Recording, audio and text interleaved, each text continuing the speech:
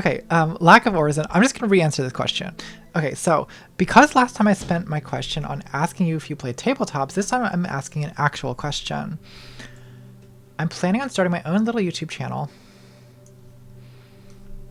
that I can fill up with video essays to slosh around while I'm looming over people, my chest raised high with an air of self-importance, dominating the room because I can recite some theory on economics and articulate my hot takes and philosophy babble to try to give them more perceived value. So I found it prudent to ask about your creative process, even though you probably get this question every Q&A stream. How do you go about making your videos? Does it start with an idea that piques your interest? Do you glean a topic from current events? What people are talking about? Where do you start? How do you research? Where do you research? How to aesthetic? Give me the D-squirrel. Okay, so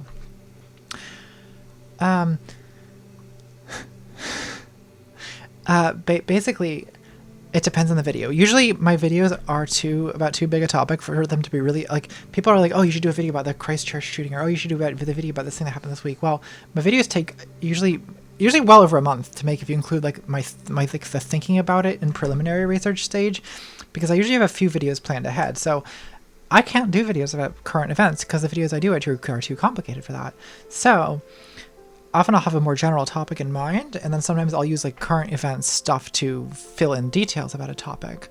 So I will, when I have a topic, I'll start thinking about aesthetic things that kind of go with the topic. So for my video on the darkness, I mean, I knew I wanted to do a video about like political correctness and humor, and I guess I can sort of considered, you know, I was like, oh, I really like dark humor, but that's sort of the centerpiece of this like controversy about political correctness and humor. And so I was going to make a video called Dark Humor, and then I was conceiving it. I was like, I had this idea. I was like, what if it's just called The Darkness? Like, isn't that cool? And then as far as the aesthetic, I was like, well, I want to just do full goth for this. And then that evolved into this like silent film thing as I was editing it, and like so it's kind of a long, slow evolution, basically. As for where I research, it depends what the type of subject matter it is. Like for my, it's Vanessa in the background. For my incels video, the research was literally like just reading incel forums. Whereas for my, you know, video, sometimes I will actually read a book, but most of the time I'm talking about internet topics, so the research is just, you know, the internet. The real tea. Okay, chat says hi, by the way. Hey guys. Gertrude says hi. It's just Gertrude over here. AKA Vanessa, AKA Felicity, AKA Ingrid, AKA Gwyneth, aka Thurn. You're so random, Thurn. Okay. Laura Brady says, what English word do you find the most aesthetically appealing? And why does it appeal to you? Great.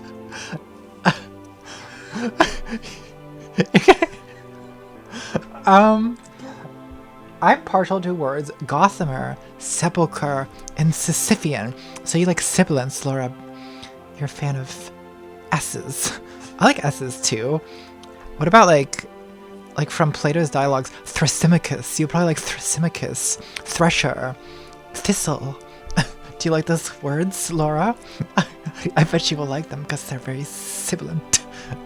What is the best mouthfeel of an English word? Oh, what is my favorite? I don't know. I agree with you, Laura. Those are great words. Like, I think I love the word thistle. Sisyphean. I really agree with you. I'm not as much of a gossamer fan as you are, but I do like sepulchre. I like Sisyphean. I like,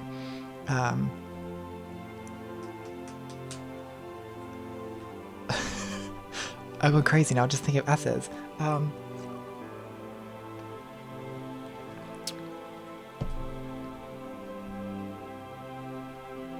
I think that's enough discussion of scintillating, suspirate. It's like, oh, suspirate, suspiria. I like the combination of a th. If a word has a th sound and an S sound, like that just really does it for me. Like, I really like the word test. The most boring word in the English language. why do you like the word test? It has the most dictionary entries. It has the Really? most definitions, yeah. The word with the most dictionary entries. But I don't like so to me it's like so it's like it has a TH and an S sound. Like, I mean, thistle, what was that? That was the one I was talking about, like thrash or threshers. I like thespian. Thespian. Oh, that's This sounds good. like lesbian. Like lesbian, but with a but like lesbian. Lesbian. Lesbianisms. She must be a lesbian. She must be a lesbian. A lesbian thespian. A lesbian thistlewhit. Okay. Aesthetic. Actually, aesthetic might be my favorite word. Aesthetic. I love aesthetic. Oh my gosh, the chat is chiming in. Sarsaparilla. Anesthesia. Anesthesiologist. Oh, that's so good. I like a lesbian anesthesiologist. A lesbian anesthetized lesbian thespian. Okay, well, we've driven this into madness.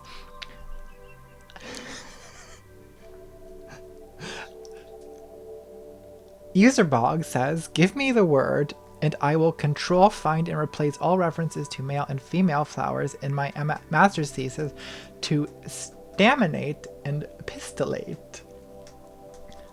I defend in a few weeks, but the committee could care less, such is the pervasiveness of anthropomorphism. P.S. I'm sure there is a grimy dance wave or two. Wait, did I read that question wrong or am I hallucinating? Give me the word and I will control, find, and replace all references to male and female flowers. Staminate and pistillate. Do it. Do it for the... Do it. Yeah, just do it to overthrow the binary. Because some of the... You don't know how those flowers identify. We already have thesis about flowers. That's pretty cute. Are you a 2014 shit lady? Did you just assume the flower's gender? Oh my god. I was making like a ironic comeback. Okay. Mitchell Garcia says, hi Natalie, this month's question comes from my 12-year-old daughter. She loves your long nails but wants to know if you type with them, and if so, how so? I told her the ones in your videos probably aren't your everyday nails, but I'll let you answer for yourself. Well, Mitchell's daughter, I don't usually wear nails that are that long. So like you can see that these are just my natural nails, which are kind of long, but not like, you know, really long. I'm trying to find if I have some nails lying around, not on the desk, but I sometimes do type, but it's very clacky and very slow. So there are women who wear long nails like that all the time and they can type like that, but I'm not very good at it. Francesco says, hi Natalie, kind of specific, wanted to know your opinion about the song The Elephant in the Room by the Axis of Awesome, and specifically the metaphor that they use. At the time the song came out, I was very ignorant, and even a comedy song was a learning experience for me. Skip this part if you know them. I don't know them. They were an Australian comedy rock band whose singer transitioned some years ago, and they wrote the mentioned song to talk about it. Elephant in the Room. So I don't know this song, but maybe I should look it up. Is it a trans-positive song? I don't know. I would assume so. I guess I would assume so too, seeing Yeah. the lead singer is trans. It's trans. Well, so I don't know. You can't trust all trans people. Some of them. We need to talk about the Yeah. song Dude Looks Like a Lady, because after I brought it up, I went and looked into the lyrics. I thought that it was just talking about like androgynous boys from the 80s. Yeah. It's literally talking about trans women. Wait, Dude Looks Like a Lady is about trans women? It's literally about trans women. That's a yikes for me, fam. I will have to read the lyrics after you've answered your question. Yeah, I assumed it was about like Steve Tyler. No. Fuck. It really isn't. It's about him fucking a trans woman and being really fucking transphobic about it. Oh my god. That's bad. Okay. Well, good thing we learned that lesson, I guess. with the #1 hit single that everyone was singing in the 80s. Great. The 80s were so transphobic. Oh, God. Okay, let's see. Francesco, I'm sorry, that was not a very good answer, but I have not heard of that song. Tess Alexa says, hi Natalie, I'm an Australian citizen. Casual racism is so ingrained in our culture and political discourse that I feel the Christchurch attack was almost inevitable. Do you have any ideas for engaging to help stop something like this from occurring again? Well, engaging who? I mean, online, like, my idea is, like, you know, people need to be aware that white supremacy is a thing.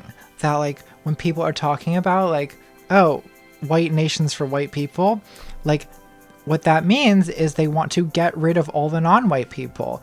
And that is, like, a really violent and dangerous goal. And like, for that to be, like, a normalized talking point is extremely dangerous. So, I think that, you know, if you're, I don't know who you're engaging with, but if you have, like, friends, coworkers, blah, blah, blah, who think that, like, I think that's an important conversation to have, you know? And I think that I would hope that you know, the horrific shooting would be kind of a jumping off point for, like, let's talk about how, you know, the end view of that, the consequences of that worldview are really brutal and awful. You know, I hope that's kind of a wake-up call. I hope it causes people to do some serious thinking.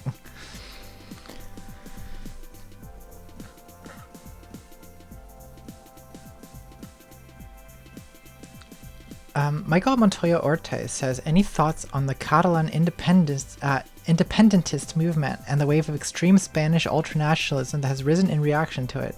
Has the media in the US paid any attention to this whole drama? In short, no. The US media has not paid any attention to this drama, and my awareness of these issues is basically limited to one Spanish friend I have who will tell me these things, but I honestly don't follow it very closely. So I don't have sophisticated thoughts, I'm afraid.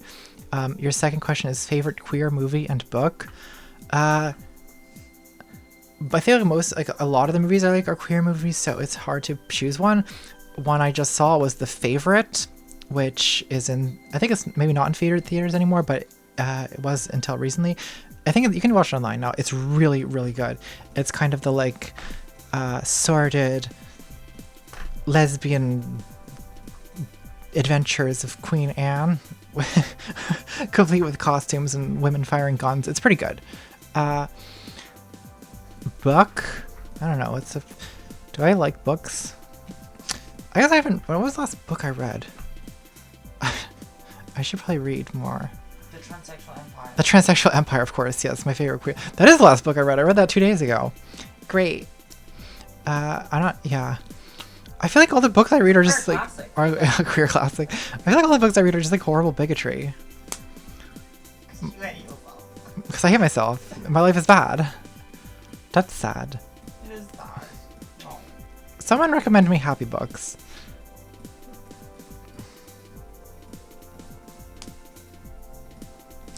Now I'm sad.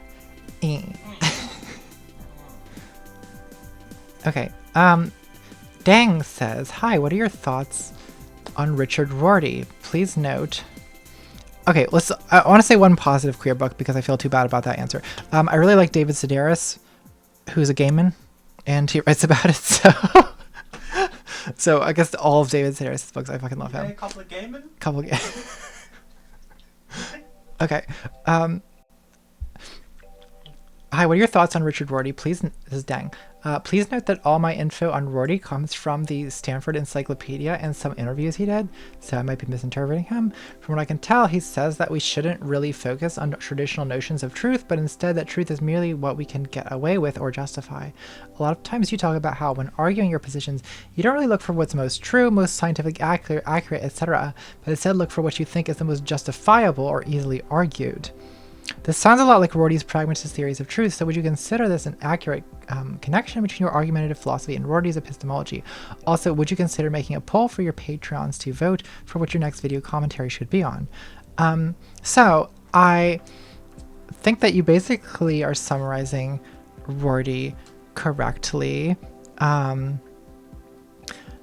And I did read a lot of Rorty when I was an undergraduate, and I liked him. And I would say that I'm not sure I agree completely with that wording of it as like, truth is what you can get away with, because I do think that I do try to argue it's most true. But part of what I mean by most true is like not just it's more like my structure of justification is not necessarily like whatever I think is like the most like from some like detached like theological like intellectual perspective is true. But what I think is like, you know, I think there's such a thing as pragmatic truth, right? Like when it comes to talking about like what is gender, like does it really matter like what is gender like metaphysically? Does it matter like what makes a woman really deep down inside ontologically? Like, who cares? The question is like for the things that humans do, like for the ways that we organize our society or relate to each other, that's the gender that matters, not the like, you know, I don't have a theology of gender. I'm not, if other people want to think about that, that's fine with me, but I don't think that has anything to do with politics. So yeah, I guess that's a kind of a Rorty thing. I don't need a poll. I don't think I'll do a poll for next commentaries because I'm just going to do them in chronological order, basically. So the next one's going to be the cultural appropriation one. Brooke Thaler says, Natalie, I'm a new patron, so it's my first time. Be gentle. Oh, what do you do when you're feeling dysphoric as fuck to femin up a bit? I wash myself. I shave my body. And I like just like put on too much makeup. You wipe from the back. Yes. No, you wipe from the front. You wipe front to back. Because you're trying to keep your vagina from getting infected. Of course. My pussy is in danger down there. Yeah, well, you need to very real to get on top of that, Thurn. Because I don't want your vagina to get infected. I'm trying to look out for you, girl. Wipe from the back, as in like arm at the back. I'm sorry, what? So arm, explain this to me. So you put your arm in the back and then you wipe front to back. Yes, you wipe front to back. But you put your arm in the back. So you wipe from the back, not from the front. Yes. Yes, you. Yeah. I see what you're saying. Common misunderstanding. I see what you're saying. I've been through this common. Look, don't get fecal matter in your vagina. That's what we're saying. Thanks for your question, Brooke. That was the answer that you were looking for. Okay, great. The stream is over. I'm sorry. I'm so sorry for derailed. Well, I gave a real answer first, and then. When I wipe from the back, I feel so fish. Oh my god. Oh my god. Just give her actual real answer. I did give a real answer. Shower? What was your real answer? No. Well, it was. It was put on too much makeup. That was my real answer. Can I say what helps my Yes, dysphoria? what helps your dysphoria? Working out. Working out. Really helps, yeah, because it makes me feel like I'm in control of something, you know? And you're not talking about pumping your biceps. No, I'm not pumping my big old booty. Okay, so Brooke, the solution is, and let's hope no TERFs are listening to the stream, to become a woman, pump your big old booty, and put on too much makeup. Okay, now that we're done imposing our male misogynistic version of gender on you, next question. Sorry, I've been reading TERFs all day, and it's just like, all week, it's ruined me, as you can see.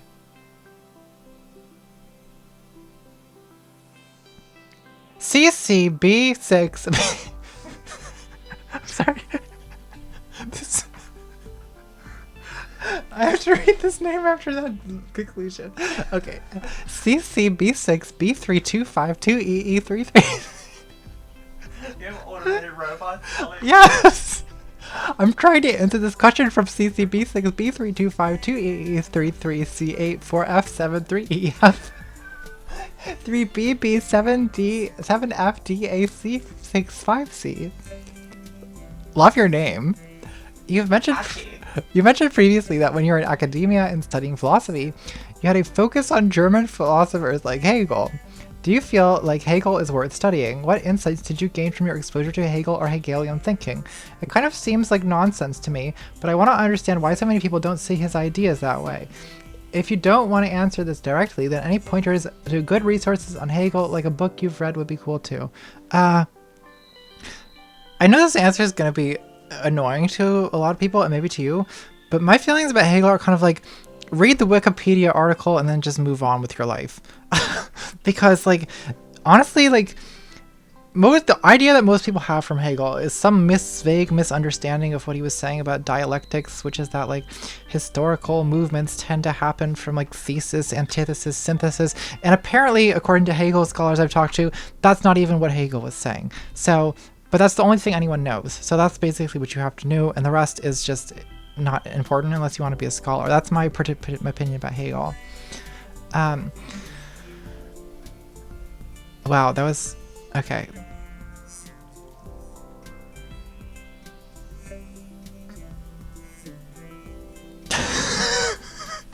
I'm sorry, I just looked at the chat. So it says, I think Catherine McKinnon said, pump your big old booty. Yeah, pump your big old booty, Andrea Dworkin. No, but here's the thing, that with working out, you can to some extent give the appearance of wider hips. And that's what I've been working on a lot. Yeah, she's been teaching me this too, how to widen. Yeah. Get old big old childbirthing hips. My childbirthing hips. So that you can birth a child. So I can birth a child. Of course. Okay.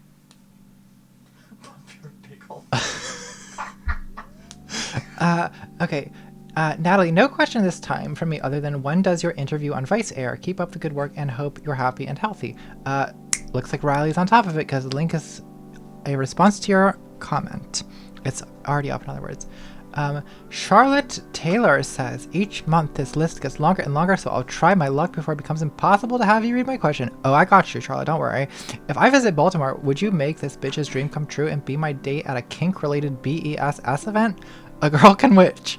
That sounds high commitment. I'm sorry, but I've been to a couple kink events and I like them, but I'm probably not going to do a kink event with a random fan, no offense, because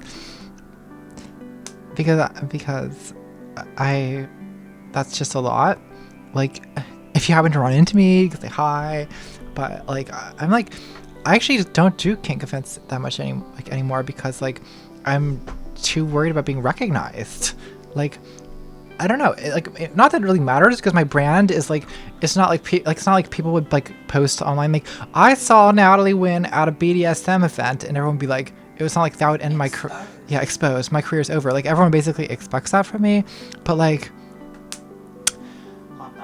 I just can't like focus. I can't focus on like being spanked or whatever if I'm thinking about like whether this is going to be described on Reddit tomorrow. I didn't know you went to kink parties. I have. Good girl. I don't go to. I mean, I used to go to. I've been to like a couple. I never knew that. Yeah. Huh. You know. Doo. Yeah. Okay. Sorry. No. That's very important. Hegel needed to do more kegels. Clearly.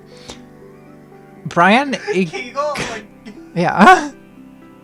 Brian Igrea says, "Ha! Running out of time. Are sheeps gay? Oh, sheeps are gay as fuck." I have no follow-up on that declaration. I believe that sheeps are actually pansexual. Okay, well, and this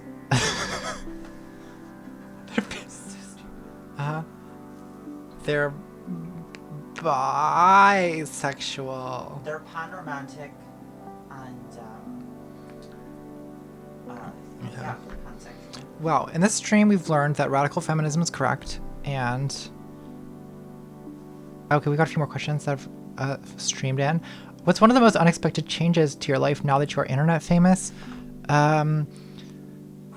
Living in fear. I'm here to protect. No, so I'm like really caught. Like I feel like I have to look good if I leave the house because I might be recognized and someone might take a picture of me. And so I either have to like be like a celebrity with like my sunglasses or else just wear makeup every time I leave the house.